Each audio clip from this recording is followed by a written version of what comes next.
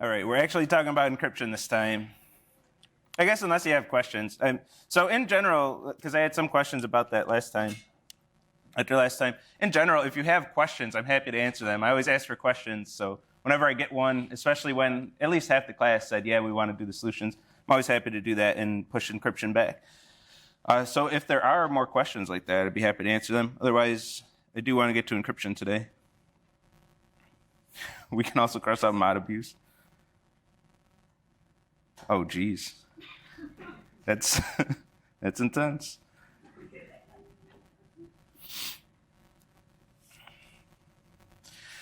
All right, any 312 questions?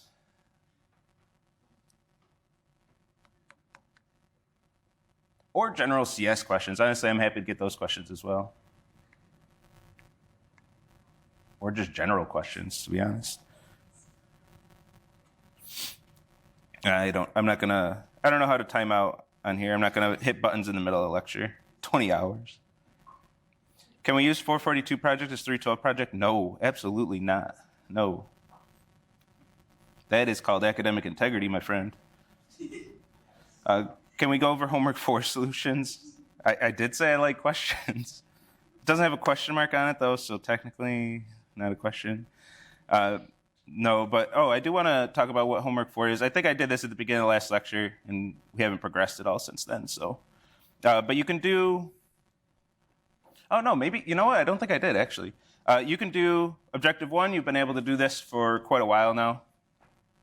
Quite a while being like 1 week, a week and 2 days, 9 days. Authentication and tokens. Tokens was the last lecture that we had last Friday, so you know how to do your authentication tokens. Make sure you store them securely is a big point of that.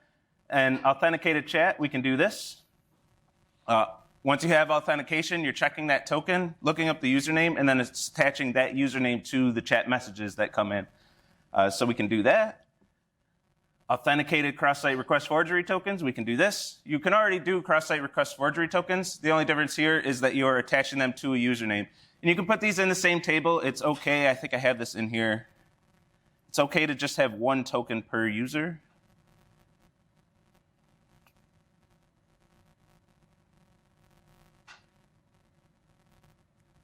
It's okay, yeah, right there. It's okay to reuse a token multiple times for 1 user, and you can keep reusing the same token.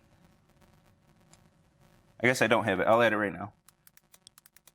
You can also, it is also okay to only have 1 token per user. So if you want to just in the same table, in the database table or collection, depending on what database you're using, just store the cross-site request forgery token along with the username, the hashed insulted password, and the auth token, and the cross-site request forgery token, all in the same thing. Do I say that for auth tokens? I think I do say it up here.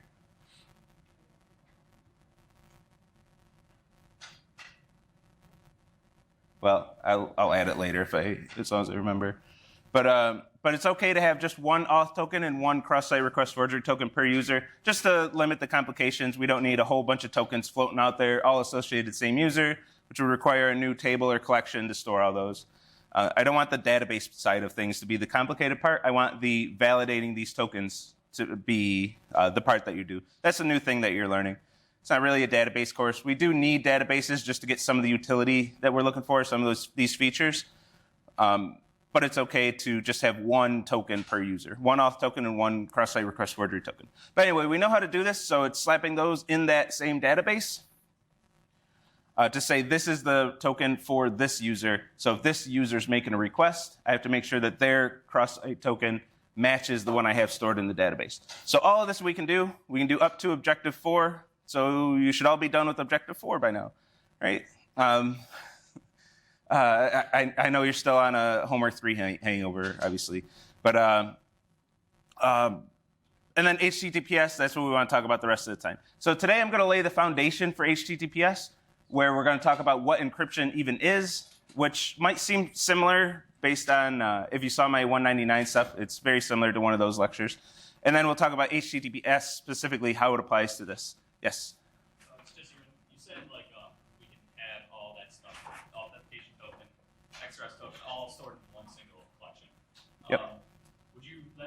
like setting up the database to have those like empty values in those, and then update them? Is that? Yeah. If you're using SQL, then yeah. If you're using MongoDB, you can just not have those keys. You can just not have those values at all. But can you update a collection? Yep. Yeah, you say update, replace whatever's there with what I'm giving it, and then it'll replace all the values. It'll just give that new thing there. Just update the whole thing. Yeah, that's one advantage of having a NoSQL database. You don't have to follow any structure. You just do whatever you want, whenever you want. And then when you're reading the values, you say, if a cross-site request forgery token exists in what I just read from the database, then use it. If it doesn't, then I must have not issued one to this user. So encryption, that's what we want to get. We want to get this little S here. It's a very, very small change. Just throw an S on HTTP, but quite a bit we want to talk about. And talk about it we shall, once I catch up on chat. Can we learn about encryption this time? Yeah, we're learning about encryption this time. Hey, a lot of people wanted the solutions. Any project demos? You know what? I do have to get not right now, obviously, but the project demos, the form out. So we do have a few deadlines coming up. The project report checkpoint, if you're doing reports. So a lot of teams, they do just end up using homework style code where you don't have to write any reports. If you're writing reports, starting this Friday, the TAs are going to go into your repos and check your reports and then give you feedback on them. This is somewhat optional. I would say this is like semi-required if you're writing reports. So you can get a round of feedback. The whole idea of this is you're getting a round of feedback on your reports. It's to prevent those surprise zeros at the end of the semester, like, hey, you have something called reports in here, but it's not even close to what we were looking for.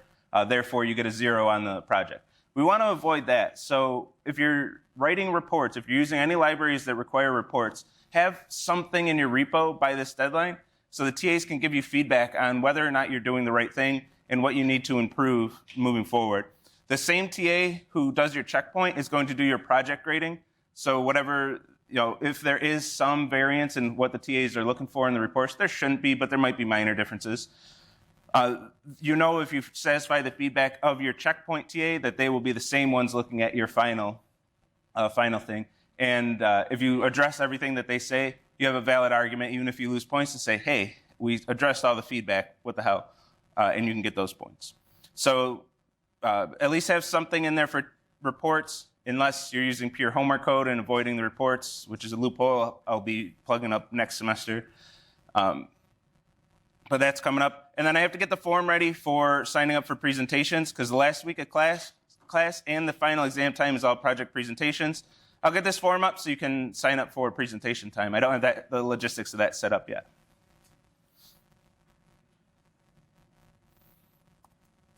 All right, for real this time, encryption. Wait, maybe not for real, hold on. Where do we submit the report to the TA? Upload them to your repo. We have all your repo links. They're just going to go into your repos and take a look. So there's no actual submission form for that, for the reports. Imagine doing reports. We're doing everything from scratch.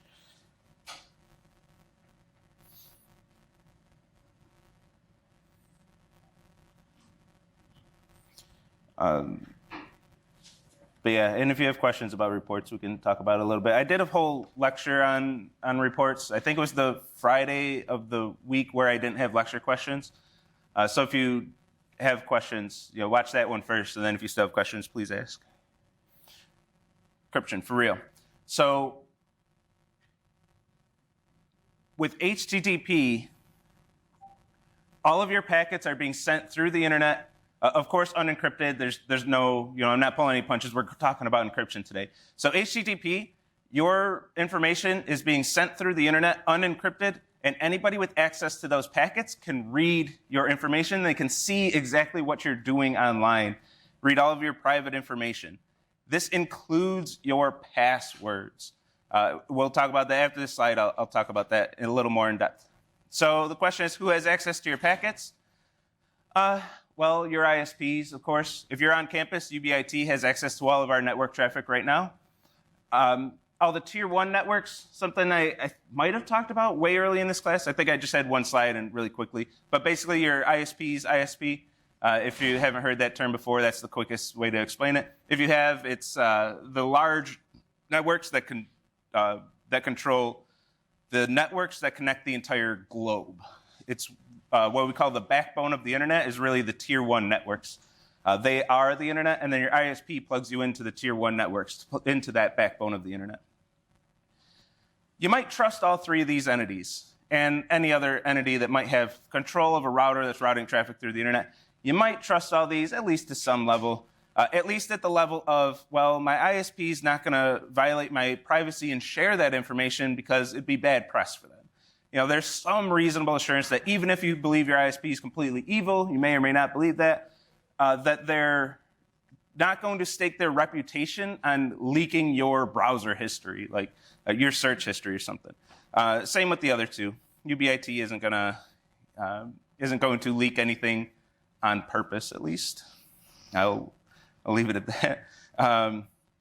But there's one really scary group of people who have access to your packets. It's everyone within Wi-Fi range of your device. So when you're connected to a Wi-Fi access point, your computer isn't shooting a laser over to this access point and then sending your information. It's not like beaming information back and forth. Your computer is broadcasting that information, and this access point just knows to listen to that information, and this access point is broadcasting in every direction your information back to you, and then your device knows to listen to that information. Your network card, your Wi-Fi card says, oh, this information, these ones and zeros here on this wavelength are made for me. I'm going to listen to those and then send them through my OS and to my end user eventually. But since all of these packets are being just thrown out there in the air in every direction, we can all read those packets. Like on my laptop, I can listen to every single packet on any of our laptops. And if you want to play around with this, common software is Wireshark. If you download Wireshark, you can sniff out all the packets. It's not something I do in this class. I believe Modern Networking Concepts, they'll have you mess around with that a lot more. It's a little out of the scope of this class, but it is cool if you want to download that and just see what's bouncing around in the air. You can read everybody's packets. You can see what everybody's doing on the internet. If I ever became a grumpy professor and I was like, you all have to pay attention in lecture. You can't be watching YouTube on class. Well, I could set up a device here, like just a laptop, just a regular laptop, separate from the one I present with, obviously, but nothing fancy. Just set up something like Wireshark or write some custom software that's going to read all those packets and just see what y'all are doing on the internet. I don't have to walk around and see your screens. I can just set up a device here. And then if I get really cheeky with it, I can have you when you access cc312.com, I can add authentication to that site. Now I have your IP address. I match that with the IP address here. Like I can learn a lot about what you're doing without even looking at your screens or anything. I can just set up some device. I could just have a Raspberry Pi sitting right here doing all that. You wouldn't even notice. All that information's out there for anybody to read. It's just a matter of what somebody actually wants to do with it. I don't want to do any of that because I wouldn't find anything interesting, to be honest.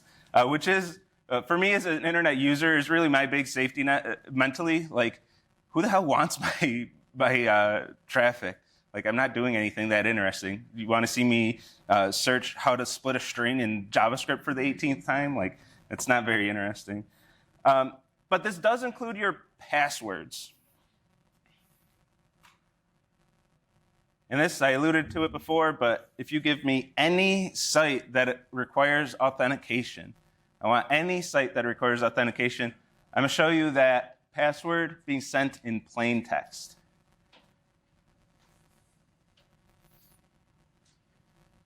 ISPs won't share your data for money. I said they wouldn't share your data publicly. There was a very subtle keyword there, publicly. They'll share it for money. I don't doubt that. Is this how the FBI catches cyber criminals? By going to the ISP and Tier 1 networks? I would imagine that's part of it. Like if the government goes to a Tier 1 network and says, give me your data, like they kind of have to give it up if they get subpoenaed. But obviously I'm no expert in that field, so don't take anything I say about that. Like I'm just talking out of my ass about that stuff. Beaming technology, is that real, the beaming technology? Is that actually coming up? Is it existing right now? Do I need to update how I explain that? I mean, I can still get in the way of the beam. I'm going to sit right in front of the access point, but I might have to change the way I explain that then. It's not a laser, but it's not quite as broad as traditionally. Yeah, I do that without anyone noticing. Yeah, I'll have to look into that more. That's interesting. Yeah, I was the FBI agent the whole time. Nobody have a website idea? I'm waiting for any site at all that requires authentication. Well, maybe not any site at all, but a site that requires authentication. Spotify, thank you.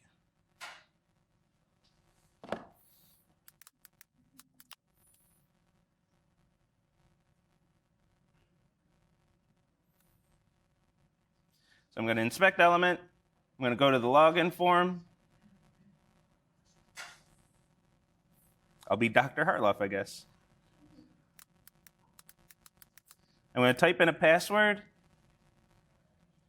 I'm going to log in.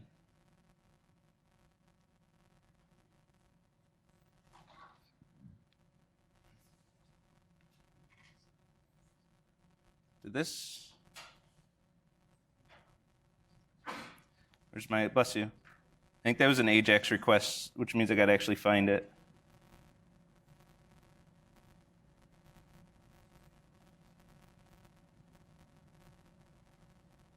So right here, that's the password I typed in plain text. It's not hash, it's not salted, none of that. Plain text beaming through the internet. Apparently actually beamed. And this will work for any, I swear, I've only found one site that doesn't do this. Any site you think of, you can go to the console, and that password is being sent in plain text. So why is this? Why would they send it in plain text? We know all about hashing, salting, we know about rainbow tables, we know about brute force attacks and all that good stuff. Why would they bother sending the password in plain text? And why does it not matter? Yeah. Yep. Yeah, and we talked about this briefly before. So even if they did hash it, that hash is effectively your password. So your password is still being sent in plain text, even if it's hashed. So to hash the password before sending it, you'd have to have some JavaScript on the client side being the key term there, that's going to hash the password. So it's going to take your password, hash it, and send the hash, right? An attacker has control of that JavaScript. If they grab your hash of your password and just remove that hashing code and just say, hey, instead of hashing, just send this without hashing, and then enter your hash as the password, well, that effectively is your password. It can be used as your password, and the attacker can log in. Whatever is being sent to the server, no matter what it is, that's what the server is expecting.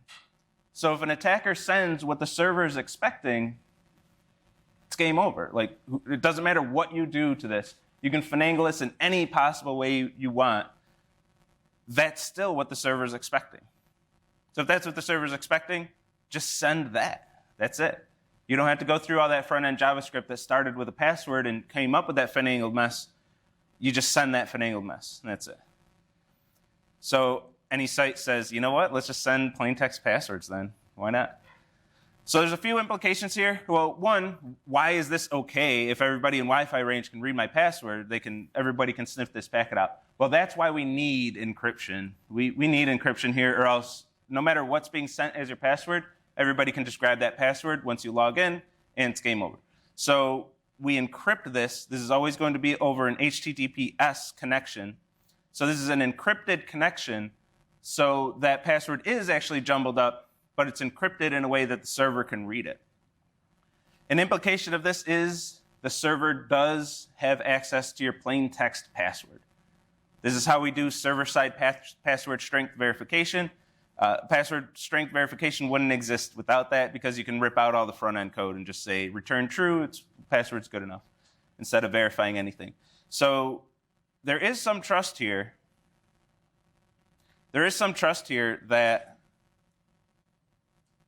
the people controlling that server, I guess I left that off the list on the first slide because they still have access to everything, is the server you're actually connecting to has access to all of your data, unencrypted. So anyone you're connecting to, you do have to trust them. So anybody running that organization, anyone running their DevOps operation at least, is going to have access to your passwords. So if you get one rogue employee who puts into production something right before hashing your password, either at login or registration, they can log all of your plain text passwords and steal all that information. It's a possible attack. So it has to be an inside job, or, well, I guess it doesn't have to be, but either an inside job or a code injection attack. It'd be pretty, it'd be something that would be hard to prevent regardless of what we do, but it would be an effective thing. And there's nothing we can do about that. You can come up with, I'll word it this way. If you come up with a way that we don't even have to trust the admins of the site we're connecting to, of that server, let's talk about it and publish a research paper, because that would be a phenomenal advance in privacy and privacy protection. There's really nothing we can do, because anything front end is going to be manipulated, and anything back end, the sysadmins have control over. So where do we get any protection? Where in there could we get some protection?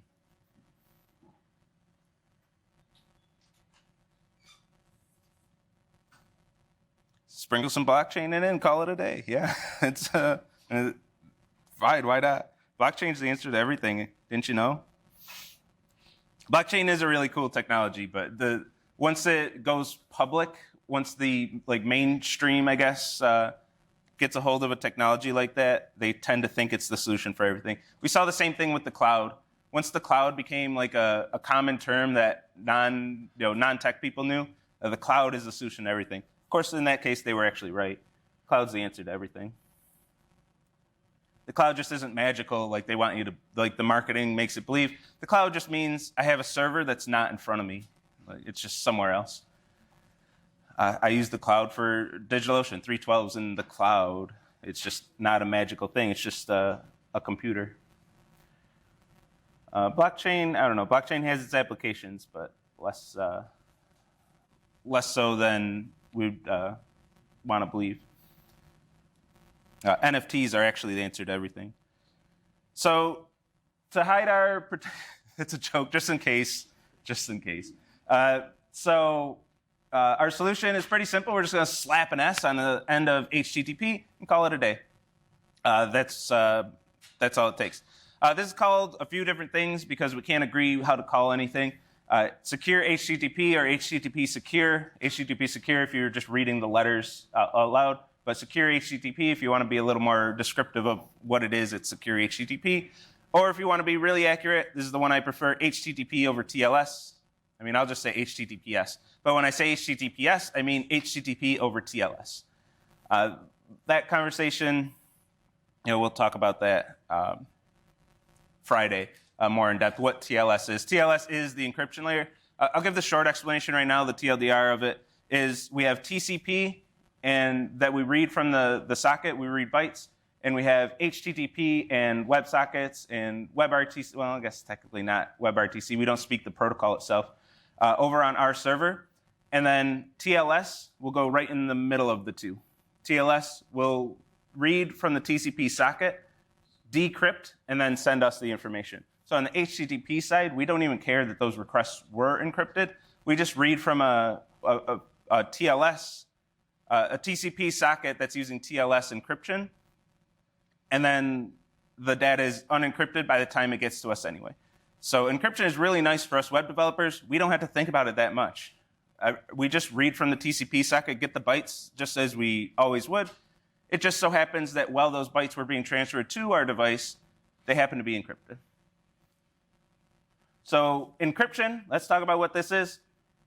We want people to not be able to read our stuff. It's mostly about privacy. I don't dwell on the difference between these two very much. It's mostly about privacy, not security. But if your privacy is something like your password, then it does, then it is also giving us security. So it's kind of privacy and security all in one. But just out of the box, encryption is going to give us privacy. It's going to hide our private information. So the idea here is that we want to send some plain text message And we got it. So we got a few bits of terminology. And that plain text can be anything. Realistically, it's just going to be bytes. We encrypt at the byte level, so we're sending bytes, we're receiving bytes. We're used to working in bytes in this class. We've used bytes all the time. So we're encrypting at the byte level, so anything that goes over that TCP socket, encrypted. That's what we want. We encrypt that plain text into what we call ciphertext, and this text is going to be unreadable by anyone without access to the encryption keys. Nobody should be able to read that ciphertext. What am I highlighting here? Nobody should be able to read that ciphertext except the intended recipient. So we want to encrypt in a way that nobody can read it except the person we're sending it to. It's the only person who should be able to read it, and that person should be able to take the ciphertext or machine. It doesn't really have to be a person. They should be able to take that ciphertext and decrypt it back into plain text. That's the fundamental functionality that we want. That's what we mean when we say encryption. Nobody can read that text except the intended recipient. In practice, it'll look something like this. I want to send Metis at the stick to somebody, but I don't want anybody eavesdropping on our communication. I'm going to encrypt it, send this ciphertext over the internet or over whatever. Maybe I'm writing a note in class and somebody has to manually decrypt this to figure out where to meet me at. And then they decrypt back to this message. And this is an actual ciphertext that I generated with some Java code that I'll show in a minute. And that's the idea. So anyone eavesdropping on this communication gets this mess, and they can't figure out anything of what it is, in theory at least. They shouldn't be able to read that text. All right, so how do we do this? We're going to talk about public key encryption or a public key crypto system to be able to accomplish this. So we're going to use public key encryption, which generates a private key and a public key. By the naming, this is, I love these aspects of computer science. Things are named like so straightforward. The private key should be kept private. The public key can be shared with anyone. It's public. Very straightforward naming. I really enjoy that about computer science in a lot of aspects. Some things we name pretty weird, but this is one thing where it's named great. Like polymorphism gets inheritance. They kind of make sense, but do they have to be that big of words?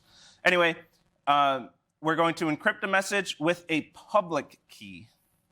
So if I want people to be able to encrypt messages to me, I generate my private key, I keep it private. I generate my public key, and I share that with everyone. You want to send me a message? You encrypt with my public key, and it's encrypted in a way that only somebody holding the private key can decrypt. So you encrypt with my public key, send me a message. Anybody reading it can't decipher it, but I can because I have the private key.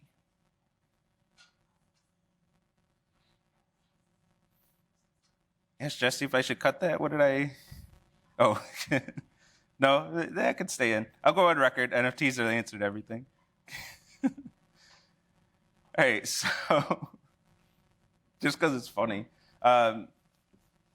So these are related. So we have the public key and private key are related. So we have a few key features that we need. An attacker having the public key, because everybody's going to have the public key, can't figure out what the private key is. That's an important feature that we have to have in any public key encryption system. You can't be able to compute the private key from the public key. Now, this is easier said than done because they are inherently related. They're related mathematically. They have to be because you can encrypt with one, decrypt with the other. So they have to be related in some way. And given a ciphertext and the public key, they can't determine the private key, even with that extra information, or decipher the ciphertext. So they have quite a bit of information. An attacker has all of the information except the private key. The public key, ciphertext, they can use the public key to generate millions of ciphertexts and look for patterns. They have quite a bit of power here. So we need these features. So we'll look at one specific, this is just an example of public key encryption. We're going to look at RSA. I believe it's the most common one. It's still used out there today. It's pretty old and still very effective. So RSA, though newer ones, we're starting to build crypto systems built on elliptic curves. So those of you who are like Shor's algorithm will break encryption.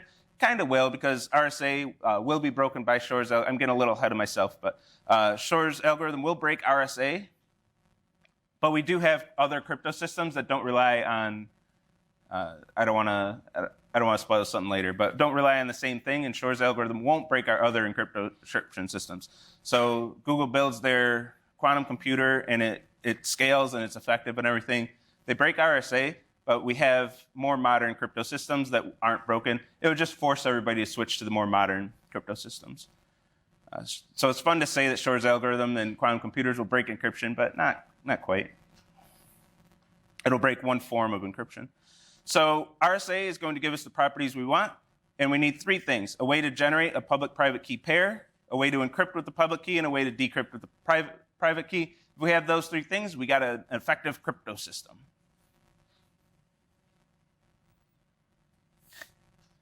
And I said the second thing.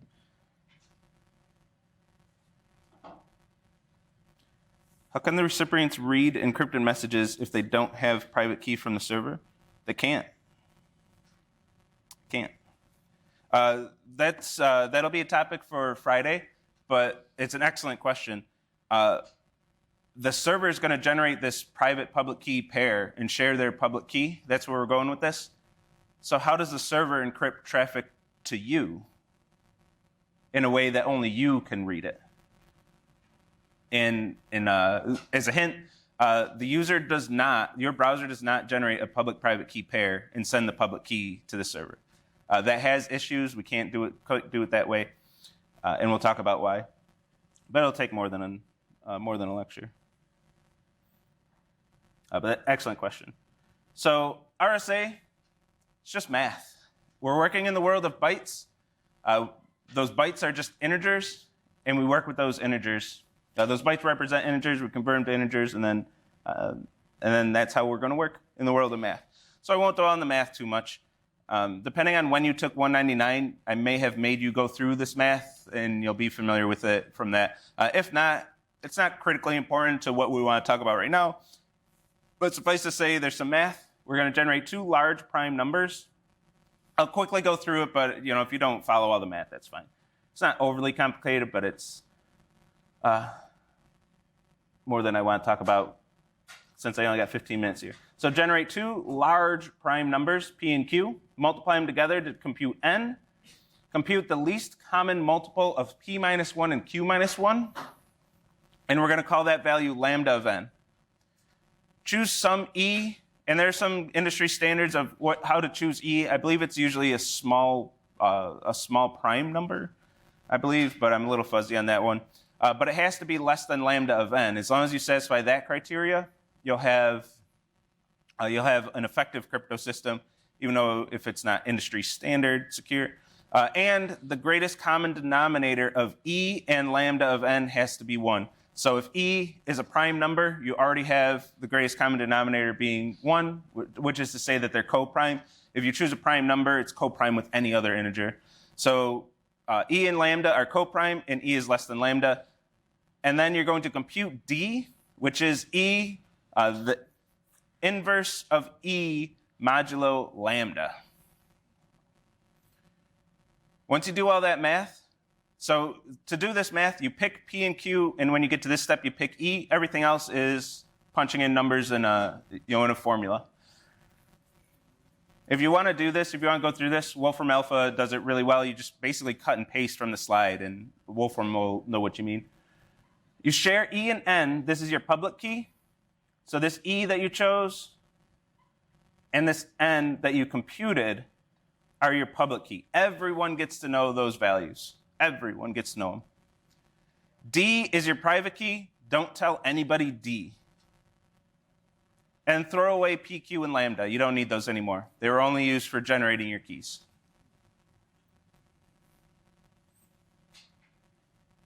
To encrypt, you're going to take the message that you want to send, raise it to E mod N. Everybody has E and N. They're part of the public key. So raise the message. I want to send some message. Meet us at the stick. Raise it to E mod N. That's the ciphertext C. You send me C, I take my private key D and raise C to the D mod n, and mathematically everything cancels out and brings me back to M, the original message. So it's just math, just math.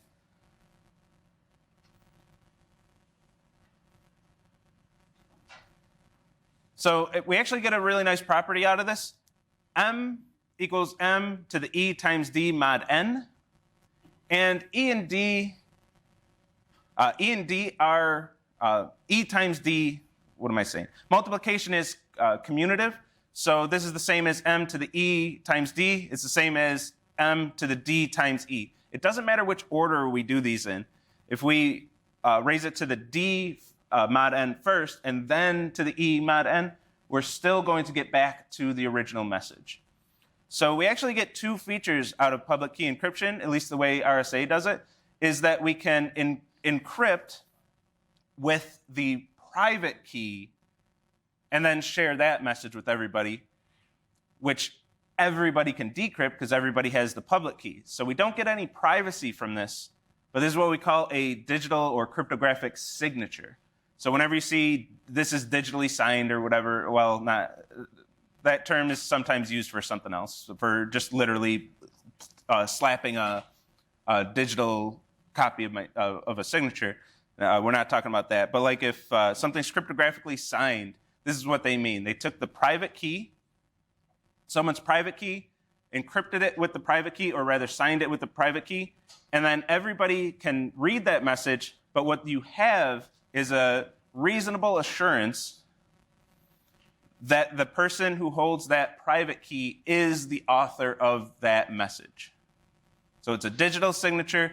You know, at least for a fact, that the person who sent that message controls that private key. They have access to that private key. So if you're sending an email and you want to digitally sign it with a private key and then share your public key, people can be reasonably assured that you are the actual author of that message. And this is very useful in a lot of different cases. You want to verify that you are the author, or you want to verify that somebody else was the actual author of something. Digital signatures is the way to go. This does not give us any privacy, obviously, because everybody has the public key. Everybody can read the original message, but they verify, well, if this public key allowed me to read that signature, then whoever has the private key for this public key actually sent that thing. All right, so let's get into some issues. What about a brute force attack? So if you're really watching this, with hashing, we hashed. Everybody has access to the hash function. Just hash a whole bunch of times until the hashes match, and then done. You broke the hash. Encryption. So you take the public key, encrypt. Somebody grabs that crypto text. They also have the public key. Well, they're just going to brute force this. They're going to try a whole bunch of different messages, keep encrypting until the crypto texts match. Bam, they got the plain text message, right? Seems like a reasonable attack that somebody's going to do. But we actually have a defense against this in cryptography that we don't have with hashing. So for this, we're going to use a padding algorithm. This is highly effective to completely neutralize these brute force attacks. We get a lot more power out of encryption than we do for hashing. So with a padding algorithm, we're taking advantage of the fact that the message is going to be decrypted and read as plain text by the recipient. So with the padding algorithm, we're generating, what we do is, if we have a very short message that we're sending, we're going to add a whole bunch of random bytes to that message. There's a whole bunch of random garbage and some delimiter to say this is where the garbage starts. Encrypt that and then send it. Now you don't have to just guess the message, you have to guess all that random garbage or padding in addition to the message, which isn't really going to work out for you. When the recipient decrypts, they just look for that delimiter that says this is where the garbage starts, ignore everything after that, and just read the message. This makes encryption secure even if we're sending 1 bit of information. If we have 1 bit of entropy, only 2 possible values, we're sending a Boolean yes or no answer to some question, possibly. It's still secure. It's still private. It still can't be decrypted. as long as we're using a padding algorithm. If we're not using a padding algorithm, we have all the problems of entropy that we have with passwords. But since this will be decrypted, we can do something more with the padding algorithm. Like, we can't do this with passwords because the padding has to be public. We kind of do this with the salt, but the salt has to be public because we have to verify the hashes. And nobody can read what's in the hashes. Since we are decrypting these messages and getting back to the plain text, we can encode it in a way that says, here's the padding, remove this after you decrypt. So this does actually add entropy, unlike salting, because the padding is never stored in plain text ever. All right, there's another problem here. This is just math. Once you have P and Q chosen, the only choices were the choices for P and Q and the choice of E. Everything else is just math. The public key includes N and E. Well, N was chosen, or E was chosen, so there's one of the choices. There's only two other variables in this algorithm, and we have N as a public part of the public key. So what's stopping us from just factoring N, getting P and Q, and then we can compute lambda of N, and then we can compute D. Because we have E, we'll have lambda of N. We just E to the negative inverse of E mod N, and we have the public key, or we have the private key. So if you give me the public key, I can compute the private key. Just math. This is bad.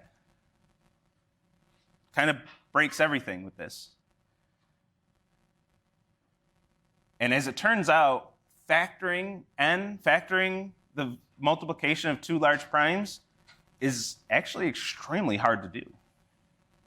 So hard that we don't have any algorithms, at least not publicly, we don't have any algorithms that can efficiently factor the multiplication of two large primes. It just can't be done in any reasonable amount of time. I say not publicly because it's very possible that some hacker in some hut in Antarctica right now is hiding off the grid and has the solution and is cracking encryption keys, and it's unlikely.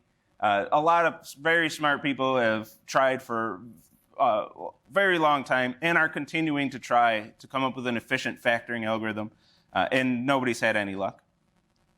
If you can figure out an efficient factoring algorithm, there are a lot of people who will be very interested in that algorithm, to say the least. There is one factoring algorithm that is efficient, but it relies on quantum computers, which don't quite exist yet, called Shor's algorithm. So if you hear Shor's algorithm, that's in quantum computers, that's what one thing that they can do with them is factor very efficiently, which will break RSA, because everybody with a public key would be able to generate the private key, which is bad if you like encryption and privacy.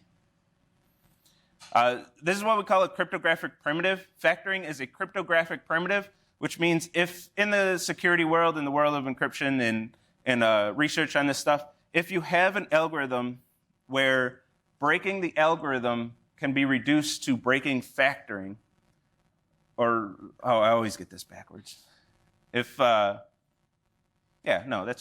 breaking your algorithm can be reduced to breaking factoring, then so breaking your algorithm implies that somebody has an efficient algorithm to break factoring, then you can call that secure. You can start saying, hey, it's common convention that we just call this secure because my algorithm reduces down to factoring. As long as those primes are large enough. Obviously, if I give you 15, you're going to be able to factor that pretty quickly. But if the primes are large enough, we just don't have a way to factor them. Not until hundreds of years of computing processing being thrown at the problem. We can't do it. We don't know how to do it. Okay, there's another problem. So that one's kind of, we hope factoring is hard. Nobody's proven that it is hard yet. Like in the theoretical computer science, like big O notation, all that stuff, nobody's proven that it's asymptotically hard. But we believe it's asymptotically hard, that it can't be done in any reasonable amount of time.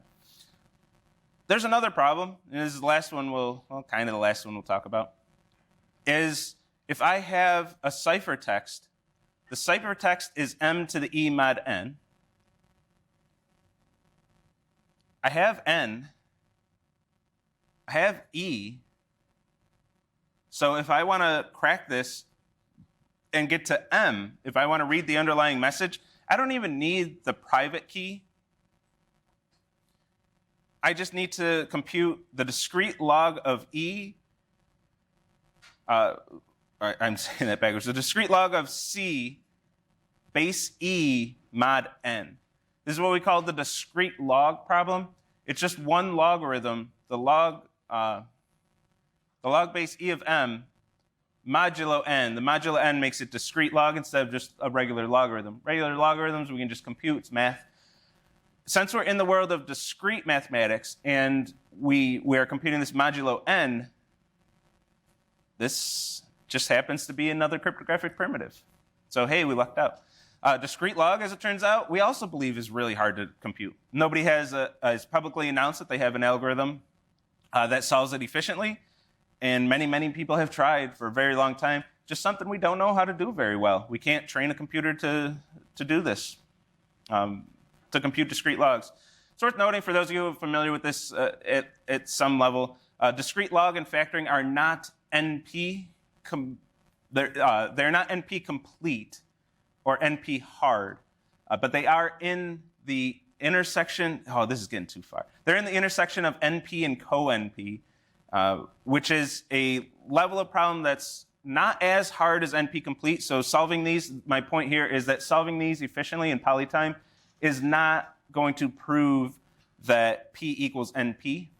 So they're not that hard. If they were that hard, we would be a lot more confident that these are actually super hard to compute. But they're not at that level of like traveling salesman.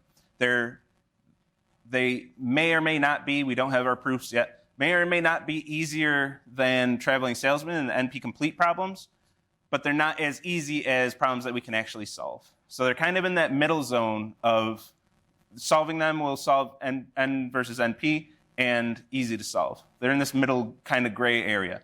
So we're not as confident that they're actually hard. But I would assume if somebody solves these in polytime, that would lead to P versus NP, P equaling NP. But that's all down the road.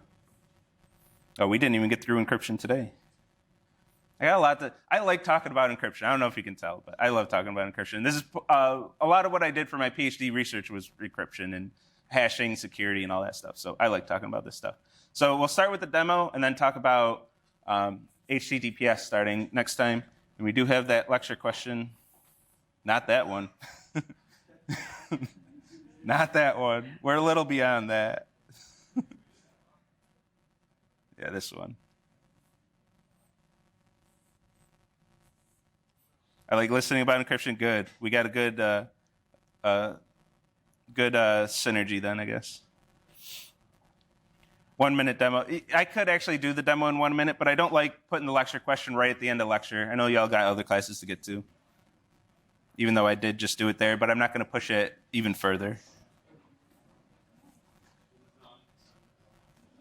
Can I explain why the padding? I can answer this one real quick. Why the padding is kept secret is because it's part of the plain text message and it's been encrypted.